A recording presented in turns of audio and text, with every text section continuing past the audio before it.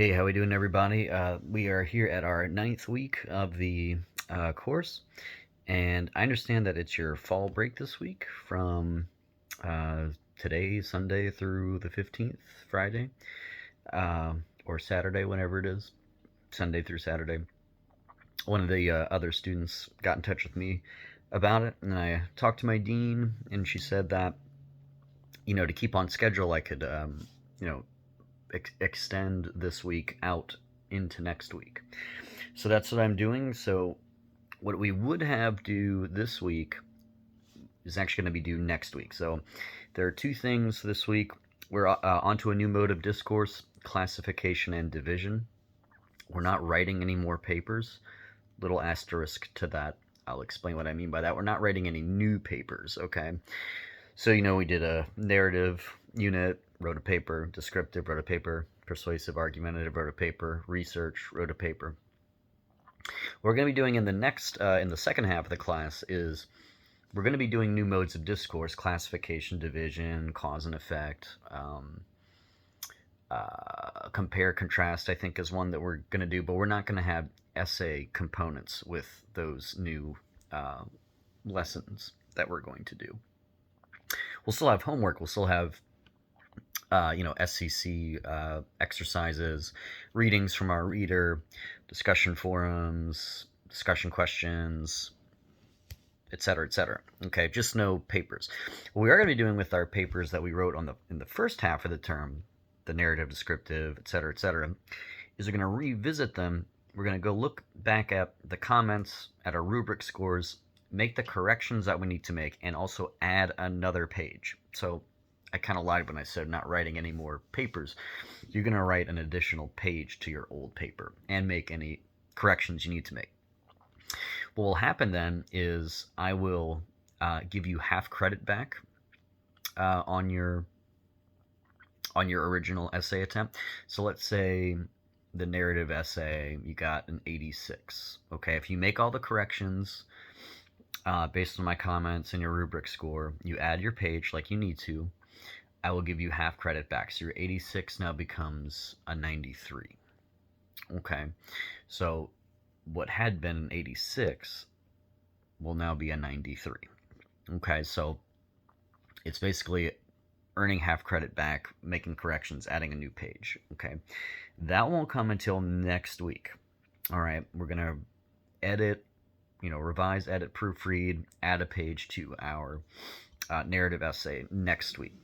Now, the only thing with giving you guys this extension, I'm extending out this week's assignments to next Wednesday and next Friday. So our due dates, canceled for this week, but they go over to Wednesday the 19th and Friday the 21st. So there is an article to read in the reader. There's a discussion forum on it. There's also an SCC exercise on our classification and division unit.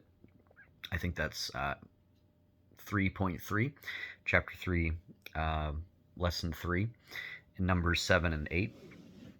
So while it is extended out to the next week, it's probably a good idea to, I don't know, maybe get it done this week so that you're not, refurbishing your narrative essay next week on top of the extended stuff. Okay, but you guys do what you see fit. Bottom line is no work is due this week.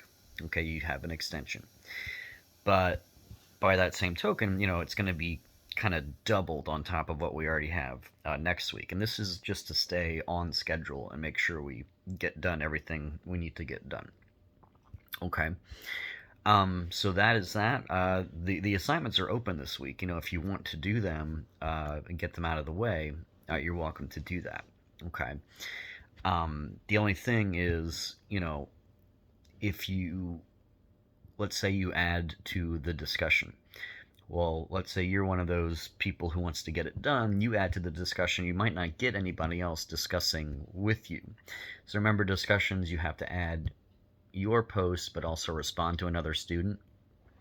Well, this week I imagine that not a lot of people are going to be posting in the discussion forum given that you have fall break. So, if you add a discussion post in there, I wouldn't necessarily anticipate someone responding to you because we're probably not all going to be working this week, okay?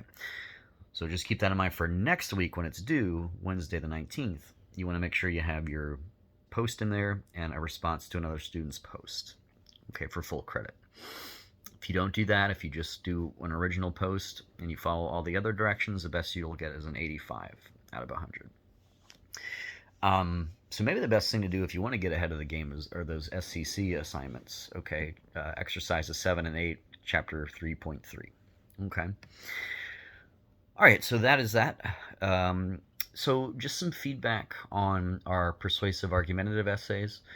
You know, on the whole, they were decent.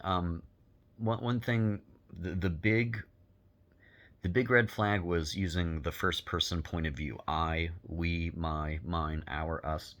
When you make an argument, especially in an essay format, you want to eliminate referring to yourself.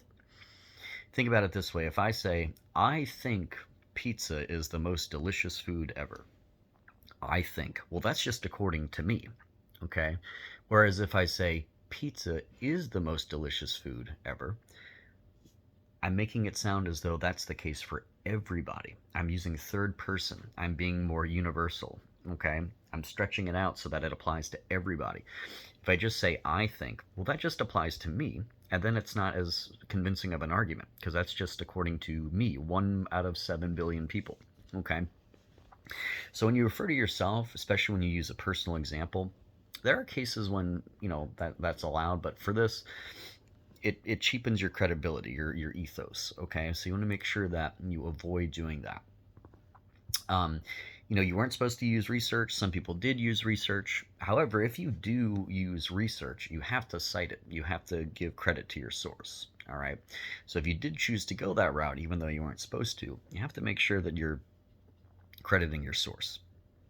Otherwise, it can be construed as plagiarism, and you don't want to run afoul of that. Other things to keep in mind: try to do creative titles. So let's say your topic is abortion. Well, a pretty boring title for that paper is abortion, okay? You might, you know, you want to make it a little spicy, a little catchy, creative, maybe an abortion of an idea, the reason why abortion should be outlawed, or something like that. So keep that in mind. Also, you want to make sure you're adding transitions to your paragraphs, the beginning of your paragraph. Transitions you could find in our narrative unit, okay? Transitions give your essay structure. They give it a sense of organization. So you could do transitions in terms of sequence, you know, therefore your first body paragraph might be the first thing, second body paragraph, the second thing. Or to show emphasis, to begin a body paragraph, you could say without a doubt or unquestionably, or something like that. Transitions interconnect your previous paragraph to your paragraph you're writing then and there, okay? It shows fluidity, cohesion, it shows that you're interconnecting your ideas, okay? So those are the big things. Avoiding first-person POV, making sure you're doing your due diligence with crediting your sources, which you weren't supposed to use in this version, but be that as it may, if you do, you have to credit them. Using transitions and the length requirement. For this one, it had to be at least 2 pages, like all of our other essays. The research version that you guys now have in the can needs to be at least 3 pages, using at least 3 Galileo found sources. So I'll be evaluating those. Probably they'll be due back to you within 2 weeks. Probably start on those next week sometime. All right. So I think that is all. Well, one thing that comes to mind in your argumentative essays, make sure that you're giving at least some airtime to your opposition.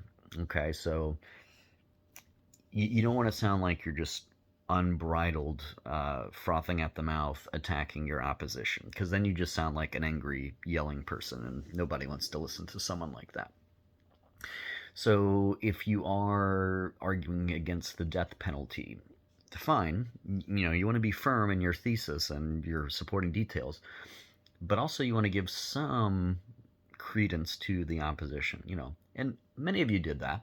A paragraph in there saying, While some people, support the death penalty, and there are considerations to be evaluated, according to that viewpoint. So you want to at least, you don't want to make it sound like your opposition is just evil or stupid or something like that. Okay, unless you're arguing like against, you know, Adolf Hitler and the Nazis, or Stalin and the gulags, or Mao Zedong and the Cultural Revolution. I mean, those people were mass murderers. Okay, so it's really hard to give those people some, balanced footing. But on most things, on most matters of opinion, even if you do feel very, you know, strongly about your position, you don't want to just come out swinging and just leave the other side in a bloody pulp, because then you sound like a bully, right? And that's not to say that anybody did that necessarily, but it's just something to keep in mind. You want to have a fair, balanced tone and approach. That way you're more credible and we're more likely to listen to you and give you our attention, right? Just makes sense. Okay, so that is the final thing to say. So postpone everything that was due this week till next Wednesday, the discussion forum, and next Friday, the SCC assignments. They are open this week, but that'll be coupled with our adding to and editing our narrative essay next week as well. All right, so work at your own pace. Enjoy your break. And if you have any questions, concerns, whatever, I'm only an email away. Okay, so I'll say peace out to you all, and talk to you again next week with another announcement. Toodles.